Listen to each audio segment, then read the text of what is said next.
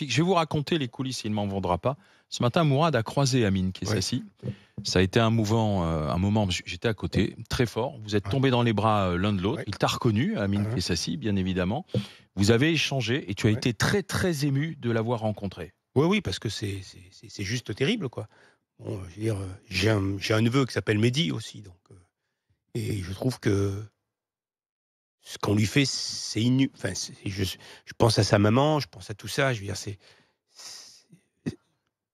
un héros. Pour moi, c'est un héros, voilà. C'est un héros parce que on peut dire qu'il en a, quoi. Le mec, il en a.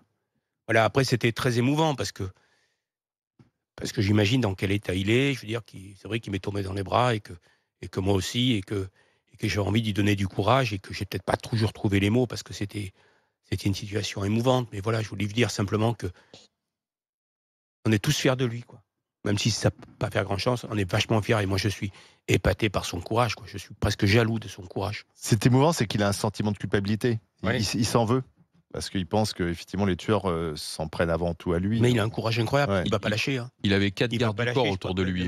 Il est prêt à mettre. Et puis, c'est un gamin, quoi. C'est un gamin. Ouais, il est tout jeune. Il est tout jeune, voilà. Je veux dire, mais quel courage. Je ne sais pas où il va le chercher. Je ne sais pas comment il fait. Je ne sais pas où il va le chercher. Je suis totalement épaté, moi.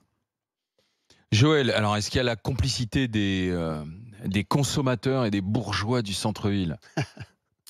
Mais écoute, Olivier lui a dit que c'était un débat passéiste. Moi, je trouve que c'est moderne d'enfin pointer du doigt les gens qui consomment. Non, l'idée, c'est passéiste de réduire ça à la bourgeoisie. Ah oui, à la bourgeoisie, effectivement. Quand tu vois le nombre de consommateurs, je pense qu'il y a les bourgeois des centres-villes, les ruraux, il y a tout le monde. Enfin, je veux dire, c'est répandu partout. Et puis d'ailleurs, pourquoi est-ce qu'on retrouverait des points de deal dans des villes où on n'en trouvait pas ou dans des coins reculés où on n'en trouvait pas? C'est bien parce que c'est partout. Moi, vraiment, cette histoire avec Amine Kessassi, ça m'a bouleversée. Je me suis dit, mais ils sont en train de décimer sa famille. Enfin, il faut le voir. Ils sont en train de décimer sa famille. Enfin, moi, j'ai beaucoup de frères et sœurs et je n'ose même pas imaginer ce qu'il est en train de vivre. Et j'espère vraiment que, quelque part, entre guillemets, le sacrifice de son frère ou de ses frères va servir de réveil à nos politiques. Et je ne suis pas d'accord pour dire que la répression, ça ne fonctionne pas. Je suis pas sûre qu'on ait fait tout ce qu'il faut pour la répression. Moi, j'ai vu le deal arriver en bas de chez moi. J'ai vu comment la cité, elle s'est transformée. Même en tant qu'adolescente, je pouvais dire aux policiers, c'est là qu'ils cachent les barrettes, c'est là. Donc ne me dis pas que ces policiers-là ne savaient pas, quand ça a commencé, où on trouvait et les barrettes de shit et les dealers, etc. Donc il y a eu du laxisme et peut-être que c'est un peu moins aujourd'hui, mais moi j'estime que ça continue. Et je crois que la police et je crois que ils ont tous les moyens pour faire cesser ça. Je crois que c'est au niveau de l'ordre. Il n'y a pas les ordres. Je suis sûre qu'ils ont les moyens de faire cesser ça. C'est impossible que la police soit démunie et que nous soyons démunis face à ça. Regardez le film Bac Nord. Oui. Il le montre très bien, ce film-là, je trouve, parce qu'il montre très bien le dévouement de la police et à un moment donné, on leur dit de s'arrêter, de ne pas aller plus loin parce qu'on risque de créer des tensions qu'on n'a pas envie de vivre. Mais complètement. Ce sont des points de deal à ciel ouvert. Ce pas des choses qui sont cachées. Moi, quand ça a commencé dans la cité, c'était un peu caché. Donc c'était dans les immeubles, etc. Après, ça a évolué, c'était dans la rue. C'était des points de deal à ciel ouvert. Donc moi, je suis désolée, je peux pas entendre ça. Je peux pas entendre que c'est impossible. Et sur les consommateurs, oui, vous faites partie du problème. Je m'en fiche, il y a des gens qui te racontent, moi je fais pousser mon herbe. Bah, ils font tous pousser leur herbe. Tu les écoutes, ils ont tous leur petite plantation à la maison, dans leur jardin. Il y en a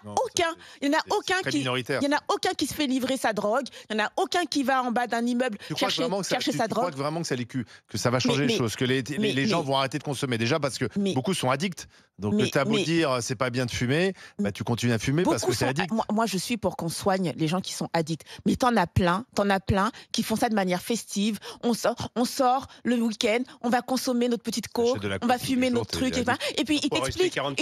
Mais moi ça me fait rien. Mais moi je suis pas addict. Moi ça me fait rien. Messieurs, dames, je suis allé au bureau à la Défense le matin après avoir fumé le soir. Mais ils sont addicts. Ils se mentent à eux-mêmes. Oui, et bien qu'ils comprennent qu'ils font partie du problème. Vous faites partie du problème. Et oui, vous financez le trafic de drogue. Votre interpellation, elle est partie du propos du président de la République. dont on peut s'étonner aussi qu'il ait été relayé in extenso de cette manière-là. C'est quand même, pour un art de communication, c'est surprenant. De désigner donc une catégorie de Français, toujours, une technique tout à fait insolite. Ça, Emmanuel Macron le fait toujours. Et ça. en fait, pour monter finalement, volontairement ou involontairement, monter les Français les uns contre les autres. Ouais. Alors ça, c'est une très très grave erreur quand on est à la tête de l'État, précisément pour être rassembleur. Alors, on peut se souvenir qu'il y a tout un florilège, tout un best-of, comme dans les fast-foods. Les non-vaccinés, j'ai très envie de les emmerder. Ouais. Je ne céderai rien, ni aux fainéants, ni aux cyniques, ni aux extrêmes. Qu'ils viennent me chercher. Et le meilleur du best-of, je suis votre chef.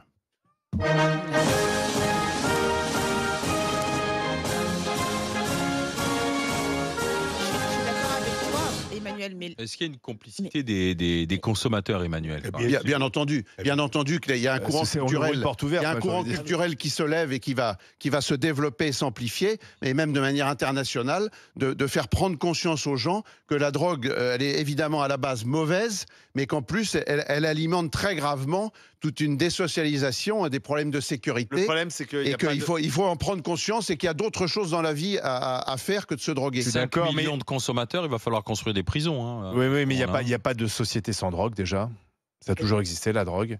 Là, elle se démocratise, elle se généralise, mais ça a toujours existé. Il n'y a pas un pays au monde, même dans les pays les plus fermés, on se drogue, on s'est toujours drogué. C'est l'histoire de l'humanité, on va dire. Oui. Après, il y a des drogues qui étaient d'ailleurs autorisées, qu'on a interdites, l'absinthe, etc. Enfin, si tu relis même la littérature, donc déjà, de faire croire qu'on peut avoir une société sans drogue, ça, à mon avis, ça n'existe pas. On est quand même les champions du monde des psychotropes, parce que les psychotropes, c'est pas une sorte aussi de drogue. Quand tu as besoin de prendre un médicament le matin pour démarrer ta journée et un autre le soir pour te coucher, est-ce que t'es pas addict aussi à une sorte de drogue? Donc moi je me méfie toujours des discours un peu moralisateurs, parce que ceux qui les tiennent, à mon avis, ils ont toujours des choses à se reprocher. Et qu'en plus, à mon avis, ces discours moralisateurs, je sais pas ce que vous en pensez, mais ça ne marche pas. Parce que vous avez connu quelqu'un qui s'est dit « Ah, oh là là, je vais arrêter de fumer parce qu'il y a des Qu'est-ce que tu proposes ? Les discours moralisateurs et culpabilisateurs, ils n'ont pas à être que pour les gens des cités. Il n'y a pas que les gens des cités, du 93, du nord de Marseille, etc., qui doivent entendre qu'en fait, ils sont responsables. C'est ça la question. Qu'ils sont responsables, qu'ils foutent la merde, etc. Il n'y a pas que eux. Donc les autres aussi, ceux qui sont au bout de la chaîne, les consommateurs, doivent aussi entendre qu'ils foutent la merde. Oui, mais il y a une chose, il y a effectivement ceux qui sont complices, et puis il y a tous ceux après qui sont hypocrites et qui vivent de cet argent qui soi-disant est dégueulasse, c'est de l'argent sale, etc. Avec l'argent et là, il y a une complicité. Là, il y a une complicité passive. L'argent de la drogue est calculé dans le PIB. Ça uniquement sur le compte de la misère, je peux pas m'en sortir, etc. Et dans le fatalisme social. Non, mais parce que ceux des quartiers aussi, si on les monte du doigt, c'est parce que ou ils ont peur et il faut les aider, ou ils sont complices parce que ça les fait vivre. D'accord, parce que derrière, t'achètes pas mal de choses avec ça. Et à toi de t'en sortir, à toi de dire voilà où c'est, voilà où sont les points de deal. Il y a ça aussi. Parce qu'Amin Kessassi, c'est de ça dont il veut sortir. Quand il appelle les gens à se lever, il dit aussi dans les quartiers, levez-vous. Le problème, c'est qu'il faut l'aider aussi. Bien sûr qu'il faut l'aider. Bien sûr, mais il faut le protéger. Moi, ce qui me choque le plus, c'est d'apprendre que le chef, enfin l'un des chefs de la deuxième mafia, est en prison et que depuis la prison, il peut commanditer. Non, mais moi, c'est ça le problème, c'est qu'aujourd'hui, la DZ Mafia fait plus peur que la police et la justice. Excuse-moi, il faut inverser. Qu'est-ce que tu proposes, s'il te plaît? Eh bien, il faut inverser les choses. Mais moi, il ne faut pas que la DZ Mafia nous fasse plus peur que la justice. Laisse répondre Olivier, là. Il n'y a pas de réponse. Il faut que la DZ Mafia nous fasse moins peur que la justice. Moi, quand je regarde le sondage et là, BFM TV, qu'est-ce qu'ils veulent les gens? Ils veulent plus de fermeté. Ils veulent que les peines prononcées soient plus sévères. Ils veulent que on aille plus vite, que la justice soit plus rapide. Ils veulent également que les conditions de détention dans la prison soient plus dures. Pardon, mais le discours ambiant, c'est de dire l'inverse. Non, mais c'est cumulatif avec une forme de culpabilisation des consommateurs. Premièrement, tout ça est cumulatif. J'ai lu que ce monsieur qui était censé, enfin, qui soi-disant aurait commandité l'assassinat, avait été transféré dans la prison de Condé-sur-Sarthe. À l'instant, cette semaine. Voilà. Donc, normalement, j'ose espérer que ces prisonniers-là, qui sont dans des conditions normalement beaucoup plus dures de ce que nous a raconté M. Darmanin, on n'aura plus de commanditaires venant de ces lieux-là. J'ose espérer que ce sera ça. Et puis ensuite, je suis d'accord avec toi, Alain. Je suis d'accord. Souviens-toi de Soukaina. Je sais très bien. Souviens-toi du chauffeur VTC aussi qui a été tué. Je dis juste que pour dire aux gens qui foutent la merde, il ne s'agit pas d'avoir un discours qu'en direction des gens du quartier. Et la politique de répression, elle marche, mais Amin Kessassi, il a raison. Il y a un moment, il faut aussi une politique éducative. Il y a un moment aussi, il y a des problèmes. Il y a énormément de problèmes sociaux dans ces quartiers-là. C'est des choses qu'il faut régler, d'accord. L'école, il faut le régler. Enfin, il y a tellement de choses. Elle a raison, bien sûr qu'elle a raison. Mais bien sûr.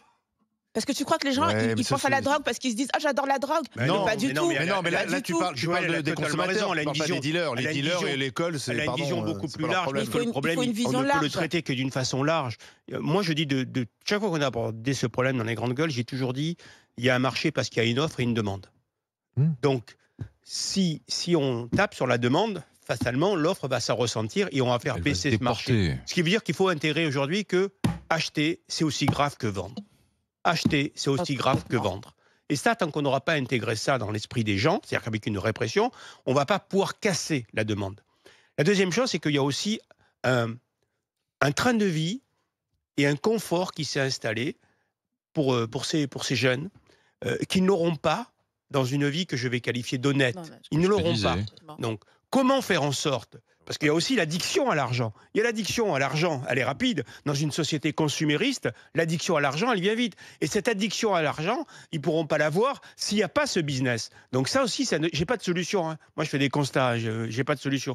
Donc comment faire en sorte qu'on puisse replacer ces gens, ou peut-être tout simplement faire le constat qu'on a une génération perdue, pour certains, que c'est perdu, mais prévoir pour l'avenir, comment préparer ça ?